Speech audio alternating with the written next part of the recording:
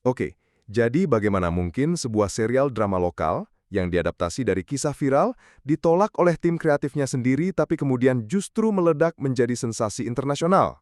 Mari kita bahas. Karena kisah di balik serial Indonesia Layangan Putus ini lebih dari sekedar tontonan yang bagus.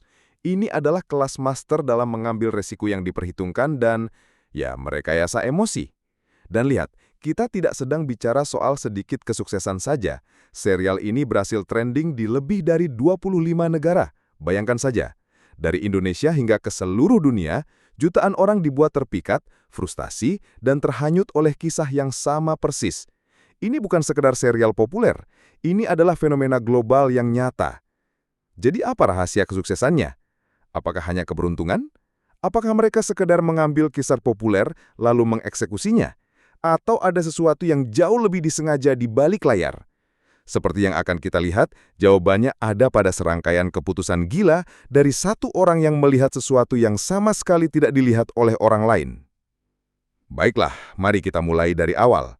Perjalanan dari sekedar ide yang ditolak hingga menjadi peristiwa besar dalam budaya pop ini sebenarnya hampir sama dramatisnya dengan yang terlihat di layar.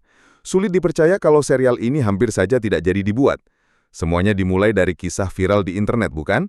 Tapi ketika produser Manoj Punjabi membawa ide ini ke tim kreatifnya sendiri, mereka menolaknya. Mereka pada dasarnya berkata, jangan lakukan. Tapi Manoj Punjabi punya firasat kuat. Dia menentang seluruh timnya, memberi lampu hijau sendiri, dan mempertaruhkan taruhannya sendiri. Taruhan itu membawa kita pada sosok otak di balik semuanya, Manoj Punjabi, dan apa yang kita sebut sebagai visinya yang gila.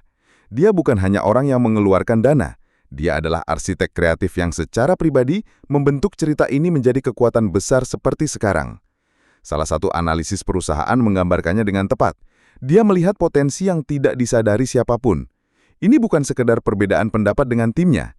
Ini tentang kemampuannya melihat seluruh dunia emosi yang tidak dilirik orang lain.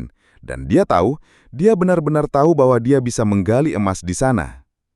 Baiklah, lalu bagaimana dia melakukannya? Disinilah letak kecerdikannya. Kita berbicara tentang merekayasa emosi. Ini bukan hanya tentang menceritakan sebuah kisah. Ini tentang menggunakan detail-detail kecil yang sangat disengaja untuk memicu reaksi tertentu dan kuat dari penonton. Dia pada dasarnya memasang jebakan emosional ini. Dan menariknya, jebakan ini bahkan tidak ada di cerita aslinya. Pertama, dia menambahkan detail sederhana tapi sangat menghancurkan. Sang suami pulang dengan kemeja terbalik. Hanya gambar diam sederhana ini sudah cukup untuk memberi sinyal bahwa dia selingkuh. Kedua, dan ini sangat penting, dia mengatakan kepada penulis bahwa sang suami tidak boleh mengaku apapun itu terjadi. Tujuannya, membuat penonton benar-benar frustrasi. Dan berhasil? Oh ya, analisis media mengkonfirmasi bahwa strategi ini sukses memicu kemarahan penonton dan membuat serial ini menjadi sangat viral. Kemarahan itu bukan kebetulan, itu memang tujuan utamanya. Itu adalah bahan bakar yang membuat api menyala. Penonton begitu marah pada para karakter, sampai mereka merasa harus membicarakannya di dunia maya. Tapi sehebat jebakan-jebakan kecil itu, langkah paling gila Manoj Punjabi masih ada di depan. Inilah yang kita sebut taruhan Kapadokia. Ini adalah resiko terbesar yang dia ambil, keputusan yang akhirnya mendefinisikan seluruh serial. Bagian gilanya adalah, ini bukan keputusan yang dibuat dalam rapat berbulan-bulan sebelum syuting. Tidak, dia membuat keputusan ini di tengah produksi saat taruhannya sudah sangat tinggi dan tidak mungkin mundur. Bayangkan, 7 episode sudah selesai syuting, prosesnya sudah berjalan lalu Manoj Punjabi tiba-tiba menghentikan segalanya. Kenapa? Karena dia benar-benar yakin bahwa sebuah adegan yang dipotong timnya, adegan tentang mimpi sang istri pergi ke Kapadokia, adalah inti emosional dari seluruh cerita. Dia memaksa penulisan ulang untuk memasukkan kembali mimpi itu. Bisa dibayangkan kekacauannya kan? Benar-benar mimpi buruk secara logistik. Tapi dari kekacauan itulah lahir momen ikonik.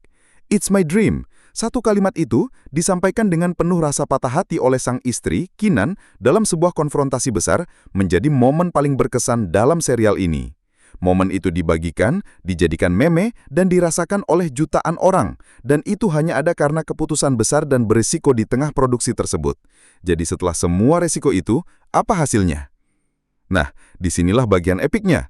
Keputusan-keputusan gila itu tidak hanya menghasilkan serial yang bagus. Keputusan itu menciptakan gelombang besar budaya pop dan dampaknya bisa terlihat jelas di sisi bisnis. Di platform streaming WeTV, sebelum serial ini tayang, jumlah unduhan berjalan biasa saja. Setelah tayang, mereka mengalami yang di Indonesia disebut lonjakan besar-besaran. Satu serial ini saja menciptakan ledakan unduhan dan yang lebih penting lagi, peningkatan jumlah pelanggan berbayar. Tapi dampak budaya yang diciptakan bahkan lebih besar. Serial ini tidak hanya trending di 25 negara, tapi juga dibicarakan oleh pejabat pemerintah di media sosial. Adegan It's My Dream menjadi meme untuk segala hal, dan serial ini tidak sekedar menghibur, ia masuk jauh ke dalam percakapan budaya dan mengukuhkan posisinya dalam sejarah televisi. Jadi pada akhirnya, Layangan Putus bukanlah kebetulan atau keberuntungan semata.